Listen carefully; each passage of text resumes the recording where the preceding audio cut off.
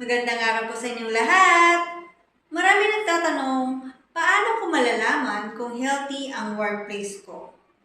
Hindi lang ito nasusukat sa laki ng sweldo o ganda ng opisina. Ang isang tunay na healthy workplace ay nagbibigay ng respeto, oportunidad at seguridad sa bawat empleyado.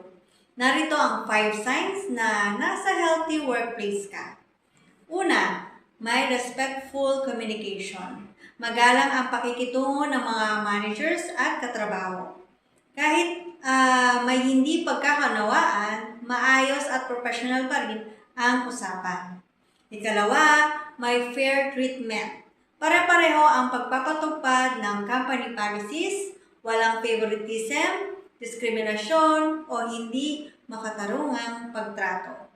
Pangatlo, opportunities to grow. Dapat meron kayo niyan, binibigyan ka ng pagkakataong matuto, sumali sa trainings at ma-develop ang iyong skills para sa iyong career.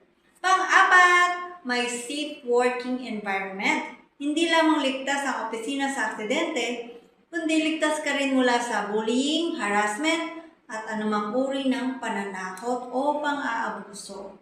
Pang-lima, may recognition for good work. Hindi kailangan laging may malaking bonus. Minsan, simpleng thank you, pagkilala sa iyong effort o pagbibigay ng pagkakataong umangat ay malaking inspirasyon na yan.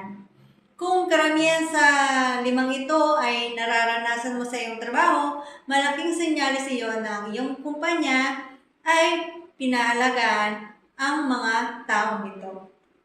At kung ikaw naman ay isang supervisor o employer, tandaan, ang pinakamagandang investment ay ang paglikha ng isang workplace kung saan ang mga empleyado ay may respeto, tiwala at pagkakataong umunlad.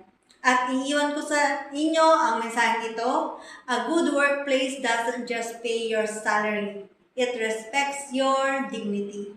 Ako po muli si HR Jen. Maraming salamat sa pagsama sa ating HR Jen Friday Wisdom. Huwag kalimutang i-like, i-share at i-follow ang page para sa mas marami pang HR tips, labor law, updates at practical workplace advice. Magandang araw at ingat palagi!